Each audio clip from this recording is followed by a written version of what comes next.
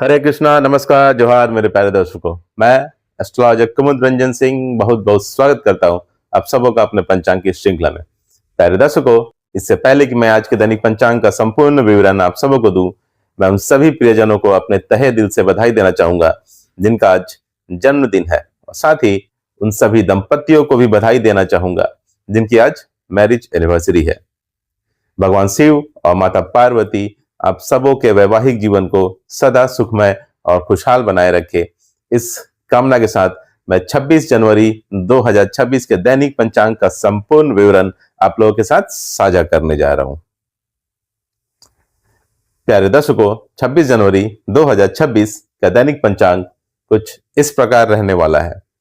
विक्रम संवत 2082 है, शक संवत 1947 है, कली संवत 5127 है, मास माघ मास होगी, पक्ष शुक्ल पक्ष है, वार सोमवार है, ऋतु शिशिर है, तिथि अष्टमी तिथि होगी रात के 9:17 PM तक, उसके बाद नौमी तिथि आरंभ हो जाएगी। योग साध्य योग होगा दिन के 9:11 AM तक, उसके बाद शुभ योग आरंभ हो जाएगा जो अगले दिन यानी 27 जनवरी को सुबह 6:20 AM तक रहेगी। करण करण विष्टिकरण होगी अर्थात भद्रा होगी जो दिन के 10:16 AM तक रहेगी। उसके बाद भवकरण आरंभ हो जाएगा जो रात के 9:17 PM तक रहेगा। सूर्य राशि मकर होगी, सूर्य नक्षत्र श्रवण होगी, चंद्र राशि मेष होगी, चंद्र नक्षत्र अश्विनी होगी दोपहर के 12:32 PM तक, उसके बाद भरनी नक्षत्र आरंभ हो जाएगी। राष्ट्रीय राजधानी न्यू दिल्ली के अनुसार सूर्योदय, सूर्यास्त, चंद्रोदय और चंद्रास्त का समय कुछ इस प्रकार रहने वाला है। सूर्योदय होगा सुबह 7:12 AM पर, सूर्यास्त होगा शाम के 5:55 PM पर, चंद्रोदय होगा दिन के 11:31 AM पर, चंद्रास्त होगा अगले दिन यानी 27 जनवरी को 1:30 AM पर। आयन उत्तरायण है। चलिए प्यारे दर्शकों, अब हम 26 जनवरी 2026 के शुभ अशुभ मुहूर्त और काल की चर्चा कर लेते हैं।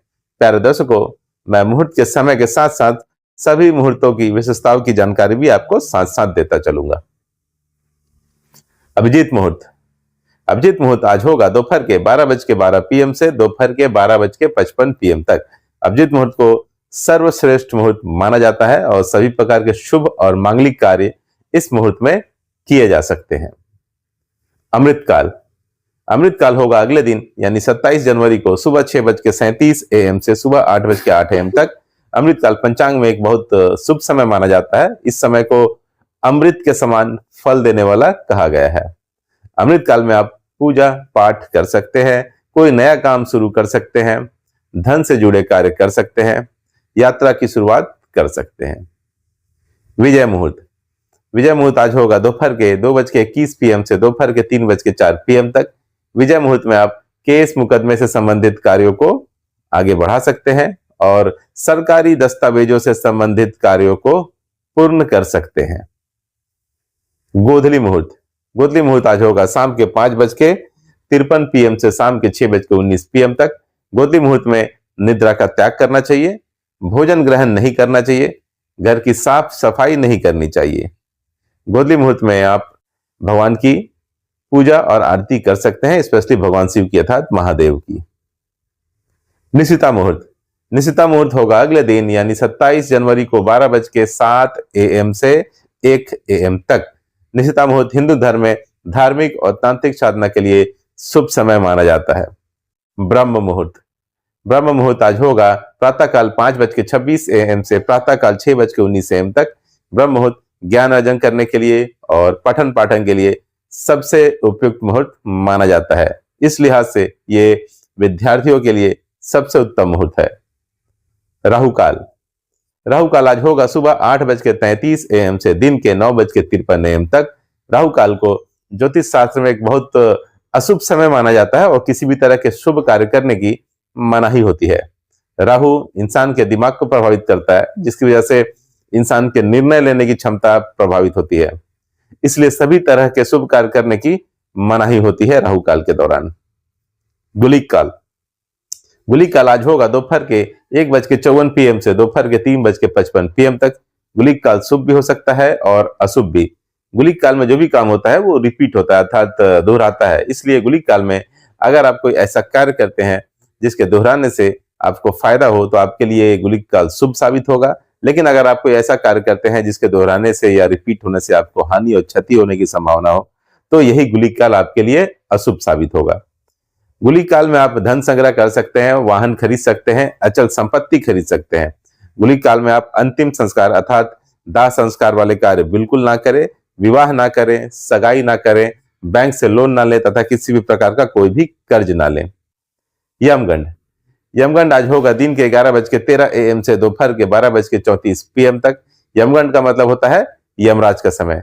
ज्योतिष शास्त्र में यमगंड को एक अशुभ समय माना जाता है। यमगंड मुहूर्त में सभी प्रकार के शुभ कार्यों से बचना चाहिए क्योंकि यह बाधाओं और विफलताओं का कारण बन सकता है।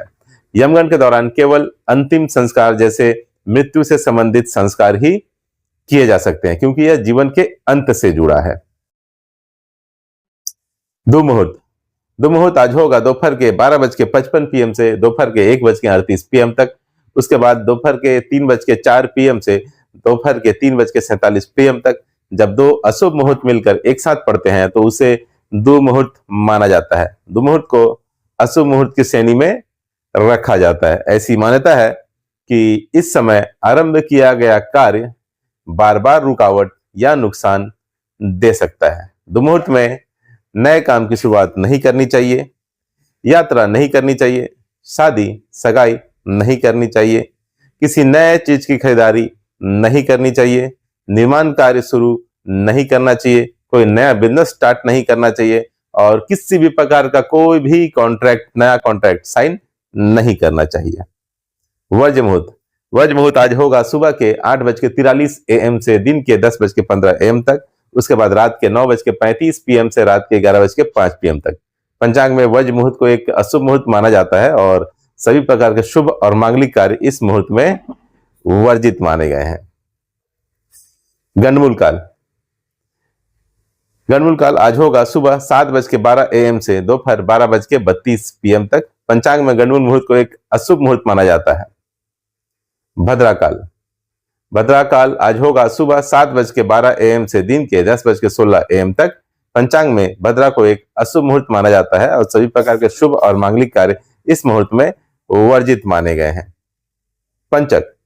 आज के दैनिक पंचांग के अनुसार पंचक काल नहीं है। मुहूर्त शास्त्र के अनुसार पंचक एक अशुभ काल होता है और सभी प्रकार के शुभ और मांगलिक कार्यों से बचना चाहिए इस काल में। दिशाशूल। दिशाशूल आज पूर्व होगी, इसलिए किसी विशेष प्रयोजन के लिए पूर्व दिशा की ओर यात्रा को अवॉइड करें। प्यारे दर्शकों, एक बात ध्यान रखिएगा कि अगर राहु काल, भद्रा काल और पंचक के दौरान कोई शुभ मुहूर्त का समय हो तो उस शुभ मुहूर्त का त्याग कीजिएगा क्योंकि राहु काल, भद्रा काल और पंचक के दौरान वो शुभ मुहूर्त अपना शुभ प्रभाव देने में पूरी तरीके से सक्षम नहीं होगा।